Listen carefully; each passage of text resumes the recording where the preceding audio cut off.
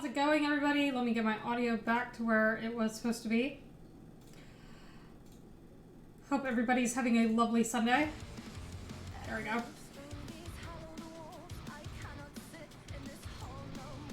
Oh my god, this thing is such a mess. Ah! So you're probably wondering why I'm on the just chatting screen for a minute here. I do want to give a quick update about something that happened today, or well, not today, but a couple days ago with the Activision case. Obviously, we've had a lot of different things coming out. Activision has sort of like stepped back and said, hey, our original response was kind of tone deaf.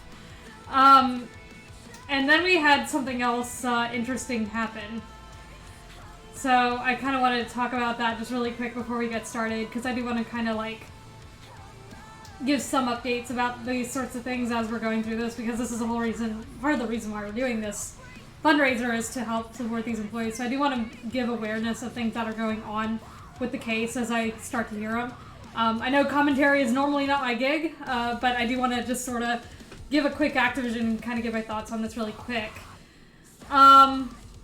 So Miss Fran Townsend, who we now know is the COO, or CCO rather, of Activision, and we're just gonna quickly scroll through her feed. Oh my goodness, why is my audio so jacked? 1 minute. Also, my notifications are blowing the fuck up because I posted a meme, so that's cool.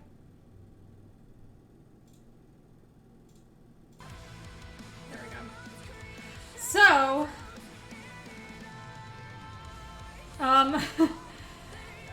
for those of you who watched my earlier Activision rant, you know that Fran Townsend is the CCO. She was a Bush era Homeland Security advisor, which basically meant, oh yeah, we like torture here. The blood of the internet. Honestly, I'm waiting for, it's something that I sent to get Gianni to voice, so I'm actually kind of excited about that. So as you can already tell, we've got a little bit of a thing going on with the ratios here, and I'm actually gonna, can I control plus on this a little bit? There we go. So you can kind of tell we got some ratios going on, and you may be wondering what, it's Flowers. Why does she have 115 comments on Flowers? Where's I quit? So,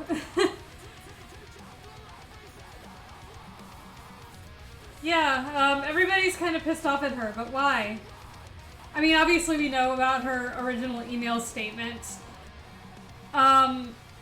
She's been tweeting a lot about Iran.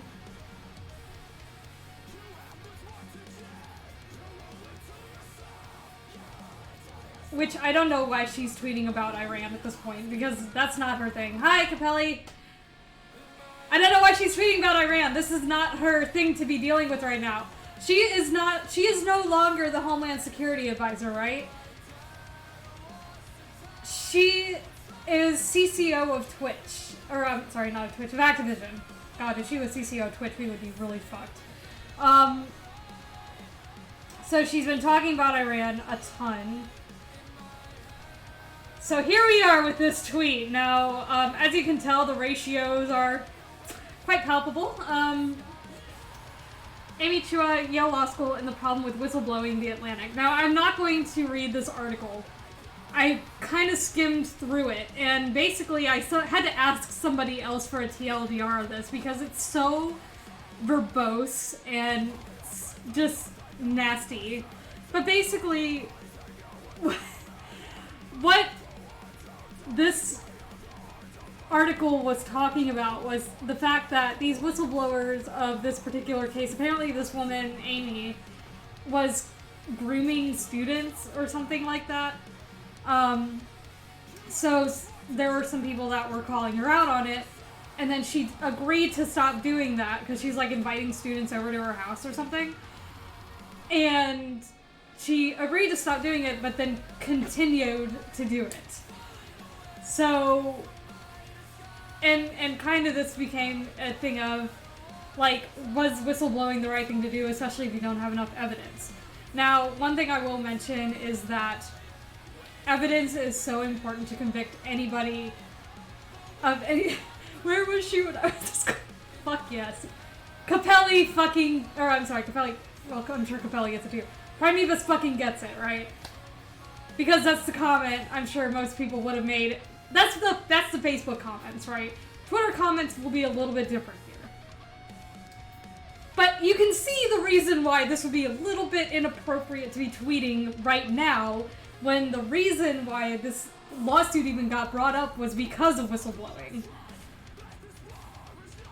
So, but I do want to preface this by saying that you need evidence to convict anybody of any crime. In the United States, grooming is not a legally actionable crime. It should be, but it is not a legally chargeable crime. If there is evidence that you actually raped somebody underage, that's different, but if you're grooming them towards that point, there's really not a whole lot we can do. Fucked up, but that's the US for you. But in any case like that, you need to have evidence, which was why I tweeted earlier this week. I said, hey guys, before you walk out on Activision, please make sure you get all the receipts of all your pay stubs, all your pay data, because that's going to be very, very important to this case. They need to have evidence in order to convict anybody of unequal pay, and obviously one of the biggest ways they're going to do that is by pay data. And I don't know if Activision's going to do something shady where they're changing their numbers or things like that. So, anyway, I just wanted to say all that to say whistleblowing still needs to have evidence, but you should be, you know, still, at least, at the very least, like, listening to somebody's story and being like, okay, can we research this a little bit more instead of just blowing it off completely. Just don't get these. Oh! Actually, it's funny, Illuminati did a video on maps, which maps, minor attractive persons, I thought were like an internet relic from like 2018, but apparently not. Apparently they're still around, and shit's gotten weird, so you can still also blow someone who's merely being a giant chode online. Yeah, exactly. So, I'm just gonna read through a few of these comments. I'm actually going to pause my music because I want you to listen to this. First and foremost, the United States does not torture. I think there has been a good deal of frustration over the fact that we will not define what techniques, interrogation techniques, that we use. First and foremost... We'll listen to that again, in case you guys missed anything. First and foremost, the United States does not torture. I think there has been a good deal of frustration over the fact that we will not define what techniques, interrogation techniques, that we use. First and foremost, the United States. We will not define what techniques we're using, because they're probably illegal. But anyway, like, that's not what I'm here, that's not the receipts I'm gonna pull out, but this is how she deals with things, right? By very not discreetly covering things up. Like, not very, like, very obviously trying to cover shit up, right? So that's gross. Hi, Invictus. How's it going?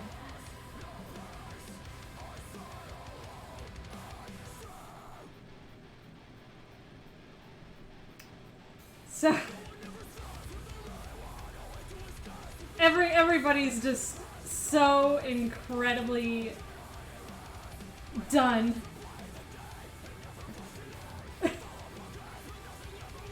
So, say what you want about Fran Townsend. I don't actually know a ton about what she did. I don't know a ton about what her role was in these things. That there is enough for me to go like, okay, this sounds pretty psychopathic at the very least. I get it. War is a thing. That happens. And obviously, no doubt, we've still not moved on from 9/11. I don't think we ever will, really. It's something that we are going to hold on to, even as, you know, the cases for COVID, you know, way outnumber any terrorist incident. But that's just my 2 cents on the subject. I am a bleeding heart liberal, so take that with a grain of salt. But yeah, but this is how she deals with things. Instead of just saying anything, like, she could have said anything on her Twitter that wasn't this passive-aggressive bullshit, right? So I just kind of wanted to point that out, because I was like, I saw this, and I'm like, did she... We're in the middle of this thing that is very much about covering shit up and having to talk about, the things that women were going through, but we're too afraid to talk about because HR was covering it up, and you're gonna share something like this.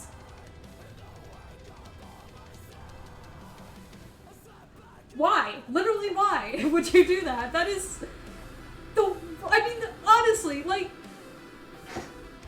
I think had she at least given some kind of context, or at least her position on it, it at least would have been a little less confusing than her just posting the article without any kind of commentary attached to it. Because, this just leaves everybody open to assumptions, especially under the context of what we are currently dealing with. She doesn't say anything, she doesn't put a comment underneath. She just, and to be fair to Frances, this is literally what she does every single time. She just posts the article with the title, and that's it.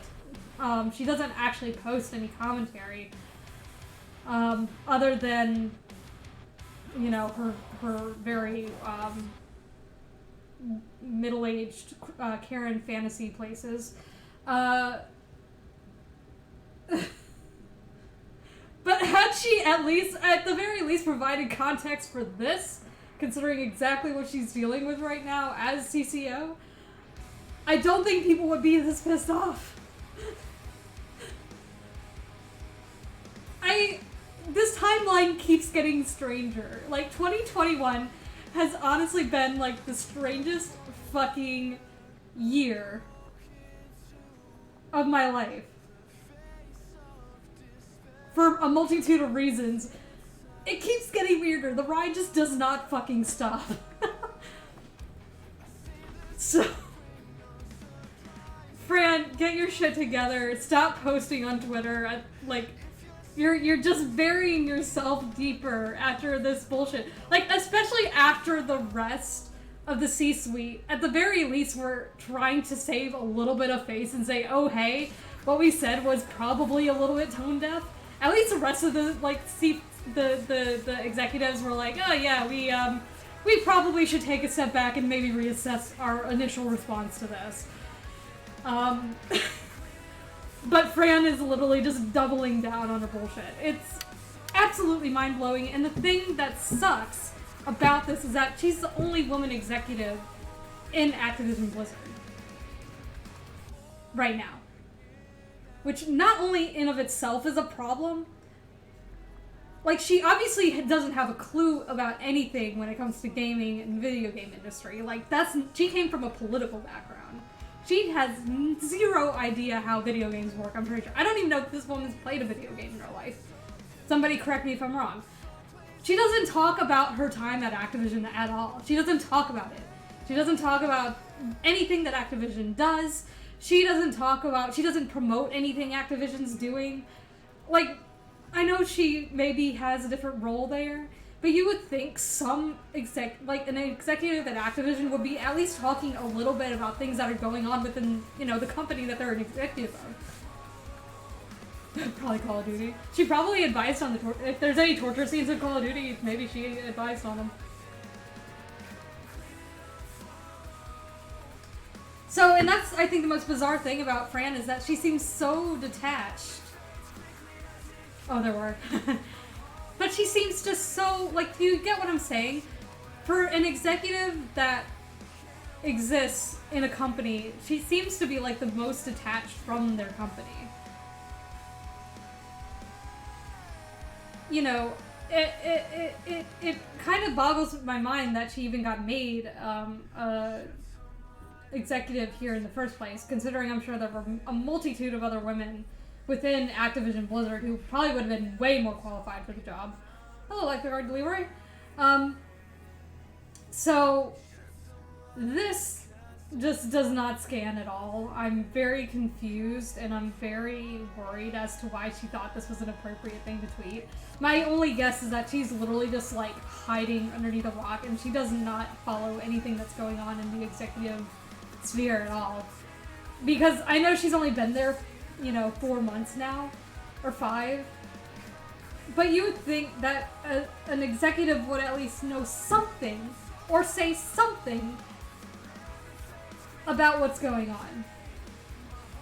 I understand maybe not wanting to post personal statements about something that's going on within your company, but, I mean, considering the emails that got leaked, you would think she would at least say something about those. You would think she would say anything to cover her ass. At all. Francis, I don't know what you're doing. I don't know what you're doing. I don't know why you're here with Activision, because you don't seem to care. All you seem to post on your Twitter is more political shit. You don't talk about Activision at all. Anywhere. You don't talk about this company that issued you as an executive.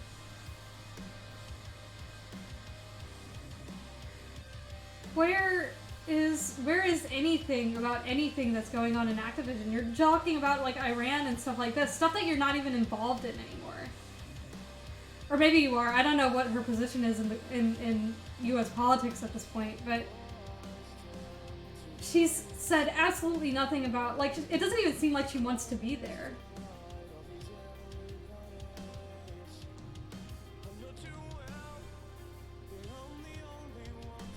So, like, literally that's all she, Oh, okay.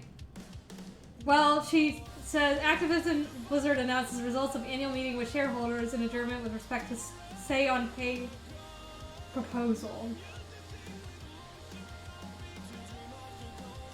So, she cares when there's money involved.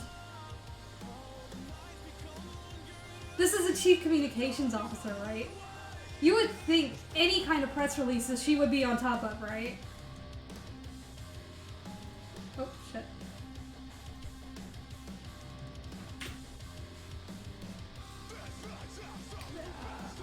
Fran Townsend. We'll go back and scroll through.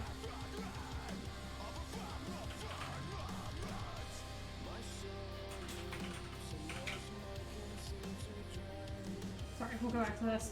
But, Chief Communications Officer.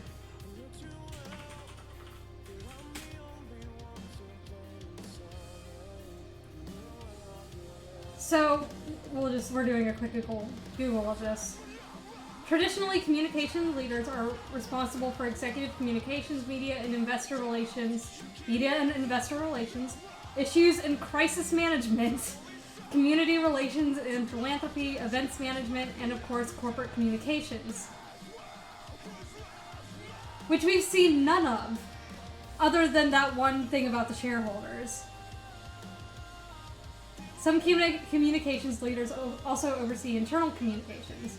Today, that list has grown and also can include message creation and alignment, reputation management, corporate social responsibility / ESG, leadership on purpose, vision, values, and culture, social media and content marketing, thought leadership, strategic consulting and planning, data analysis and operationalization, customer satisfaction, and lifetime customer value. Reputation management! For fuck's sake!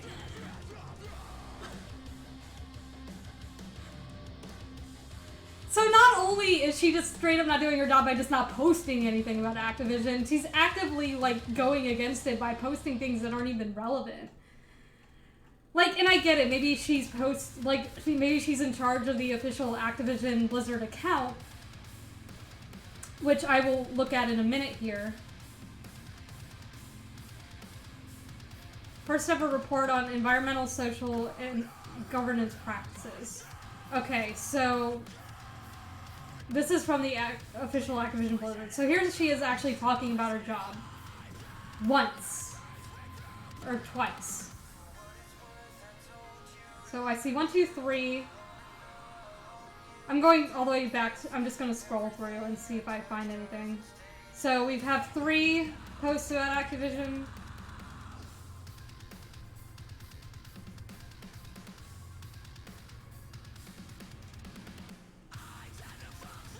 Here she is posting her COVID vaccination card. That's fun.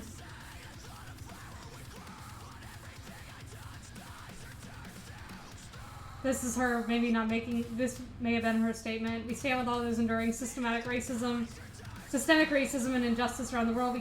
We pledge to continue creating inclusive games that encourage players to embrace tolerance and understanding. That didn't age well. So I've counted 4 tweets in about 3 months. She does, so she's had 3 tweets of her own and then 1 tweet that she's retweeted from Activision.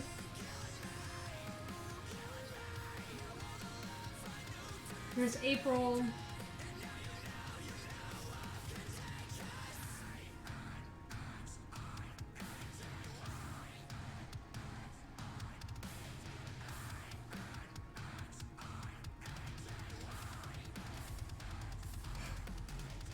Shattering the gamer stereotype. She posted this article, which I'm assuming is kind of like one of those articles that say, oh yeah, not all gamers are dudes. And here's another post that says, in 25 years, the gender pay gap has shrunk by only 8 cents. That's disgraceful. Why does the pay gap still exist? Fran, this is happening within your own company. What happened? Why didn't you question any of this, and why did you deny that this was happening? Fran, did you forget that you tweeted this?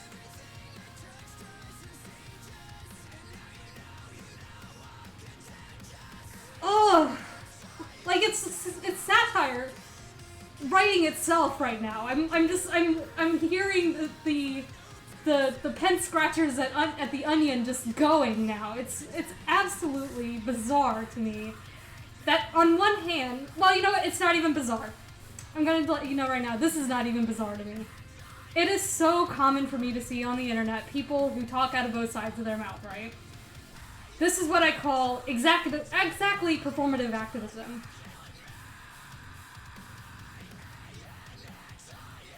Because this shit was definitely reported. And even faced with facts in a lawsuit, or at least allegations coming forward from multiple people, you may would have had to look at your own company first, you know? This just screams performative activism at me, because when she is in a position to do something about it, she did not fucking do it.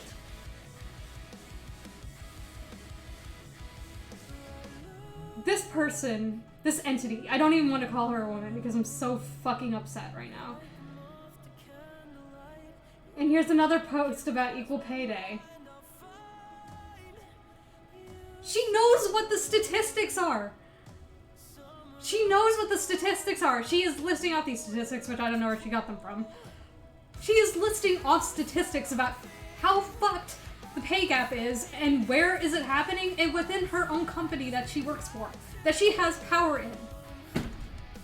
And she has not said one thing about it. And in fact has denied its ever existence. I'm sorry. Like, did this not ever reach your ears? In the office? I mean, how far, like, you know, and I kind of get it, like, C-suite is pretty far removed from everything else, but you would think, after the DFEH sat them down 3 different times trying to resolve this, which they outlined in their lawsuit, you would think they would finally get it through their heads, oh hey, maybe HR is covering for something. We need to, you know, really robustly check in with them. She understands there's a problem, but that would be, you know, to do anything about it would be work. Yeah, pretty much.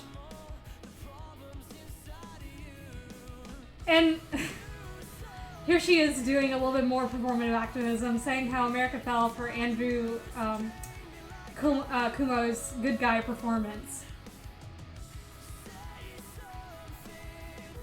And then she's gonna turn around 4 months later and do the exact same shit this guy's done. Like, did you curate this stuff to give yourself ideas for what would be good PR?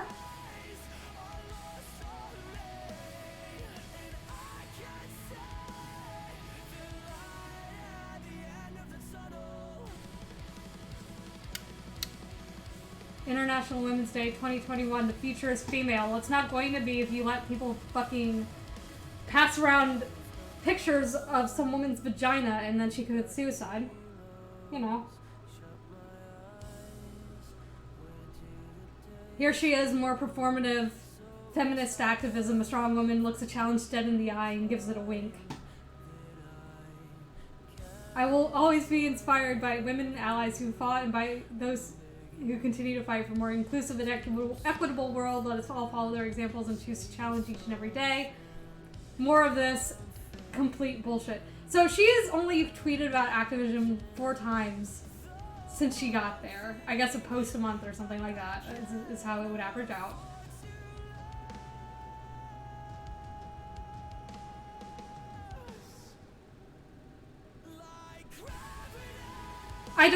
The bro culture must have fucking got her, man. I'm actually quite curious because she's a chair on some women's council.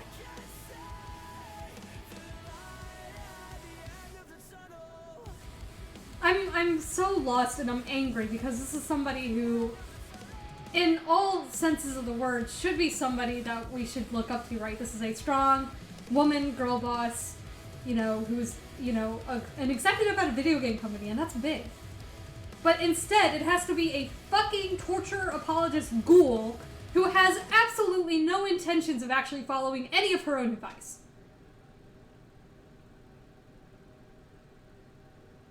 I'm pissed, and I'm pissed off, and I'm pissed off that it has to be this way.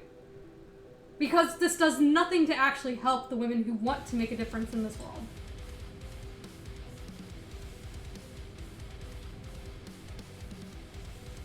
Fran, stay in politics, or don't. Just stay out of... Just go away. I'm so incredibly annoyed and frustrated because at this point the men are doing better than the women when it comes to a PR response, even though we know the PR response is probably total bullshit at this point. At least it sounds better than whatever the fuck it is Fran's doing. Hello, Shattered. At least one of their responses said, hey, here's some resources, please come talk to us. Which is, I think, better than most of the responses that have come out on this whole thing.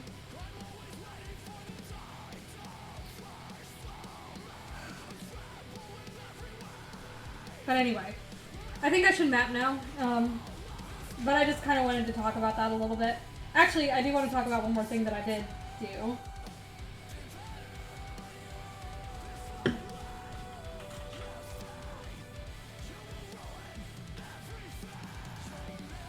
So this is an article that I wrote about how to apologize and really mean it.